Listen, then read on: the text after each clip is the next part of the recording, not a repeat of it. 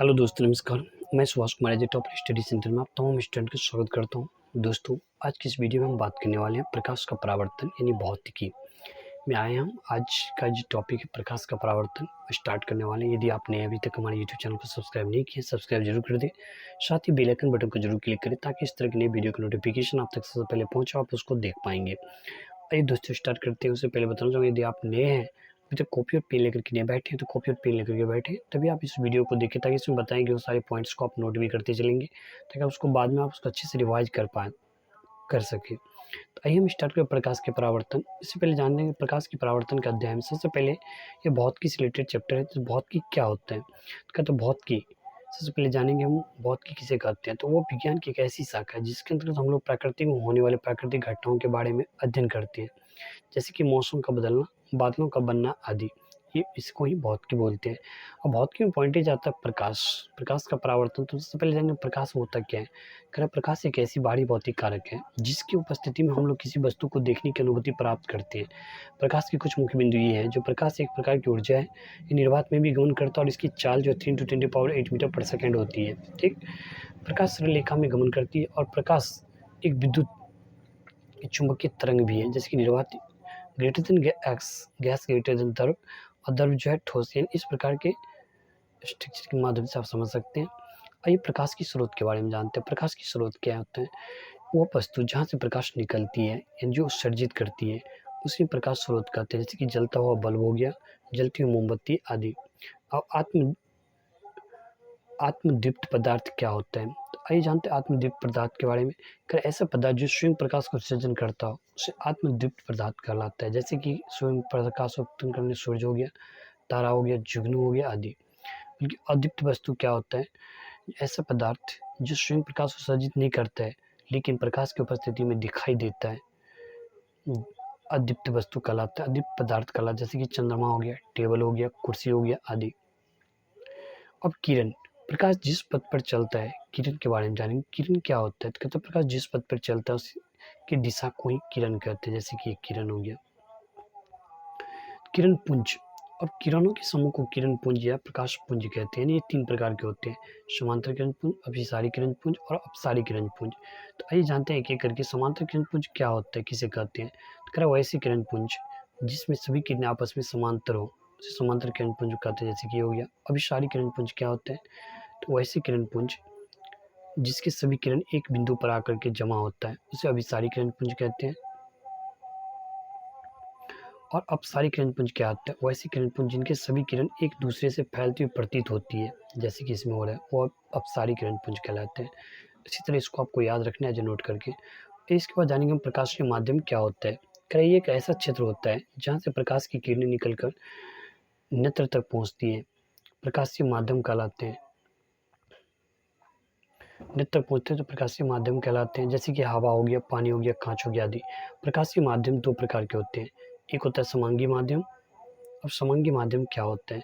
एक होता है विसमांगी माध्यम। तो सबसे पहले जानेंगे समांगी माध्यम के बारे में। कि एक ऐसा माध्यम है जिसके प्रत्येक भाग का गुण और बनावट एक समान होता है, उसको ही समांगी माध्यम कहलाता है, जैसे जल हो गया, कांच हो गया। अब विसमांगी माध्यम क्या होता है? तो यह एक ऐसा माध्यम है जिसके प्रत्येक भाग का गुण और बनावट एक समान नहीं होता है, विसमांगी माध्यम कहलाता है, जैसे कि विभिन्न गर्म और ठंडी हवा का मिश्रण। इसका प्रकाश के गमन के आधार पर पदार्थ के प्रकार, यानी प्रकाश के गमन के आधार पर पदार्थ 3 प्रकार के होते हैं। पारदर्शी पदार्थ, वैसा पदार्थ जिनसे प्रकाश की किरणें पूर्णतः पार कर जाती हैं, पारदर्शी पदार्थ कहलाते हैं, जैसे कांच हो गया, पानी हो गया, हवा हो गया। और अपारदर्शी पदार्थ क्या होता है? तो ऐसा पदार्थ जिनसे प्रकाश की किरणें बाहर नहीं निकल पाती, अपारदर्शी पदार्थ कहलाते हैं, जैसे हो गया ईंट और पत्थर, इसे प्रकाश आर पार नहीं हो सकता है। और पारभासी पदार्थ क्या होता है? तो ऐसा पदार्थ जिनसे प्रकाश की किरणें अंशतः बाहर निकल पाते हैं, पारभासी पदार्थ कहलाते हैं, जैसे तेल लगा हुआ, कागज, घिसा हुआ कांच। अब आया छाया। कहते जब प्रकाश के गमन पथ पर किसी अपारदर्शी वस्तु को रख दिया जाता है तो प्रकाश की किरणें उन्हें पार नहीं कर पाती, जिसके कारण उस वस्तु के पीछे एक अंधेरा क्षेत्र बनता है, उसे ही हम छाया कहते हैं। इसको ऐसे ऐसे उतार लेना है और इसको अच्छे से याद करना है। जैसे कि प्रकाश का परावर्तन क्या है? दोस्तों हमने जो बता रहे हैं हमें उम्मीद करता हूँ आपको बहुत अच्छी समझ में आता होगा, क्योंकि बहुत ही आसान ईजी वे में हमने ये नोट बनाए जिसके माध्यम से आपको बता रहे हैं। मैं पूर्णतः उम्मीद है आपको बहुत ही अच्छे से समझ में आता होगा।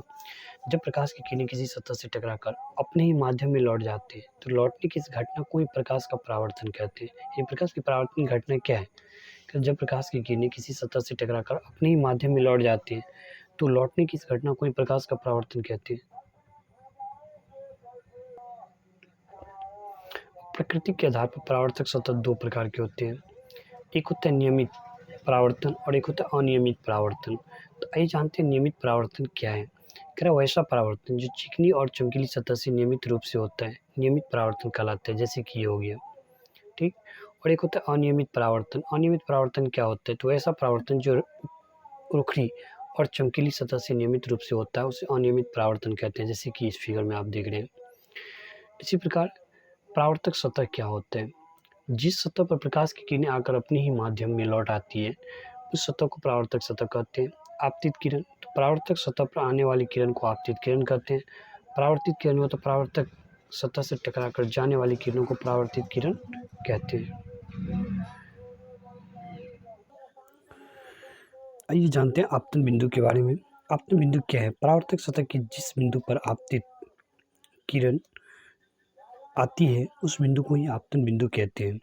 अभिलंब, आपतन बिंदु पर डाले गए लंब को अभिलंब कहते हैं। और आपतन कोण क्या होते हैं, तो आपतित किरण और अभिलंब के बीच के जो कोण बनता है उसे आपतन कोण बोलते हैं। यानी परावर्तन कोण, परावर्तित किरण और अभिलंब के बीच के कोण को परावर्तन कोण कहते हैं, जैसे कि इसमें दिखाया गया है। मान लो एक परावर्तक सतह है और ये आई हो गया आपतित किरण, आर हो गया परावर्तित किरण, इसके बीच जो कोण बनता है ये जो रेखा है अभिलंब, और इसके बीच जो कोण बना है ये आपतन कोण हो गया और ये परावर्तन कोण हो गया। ये परावर्तन का नियम है।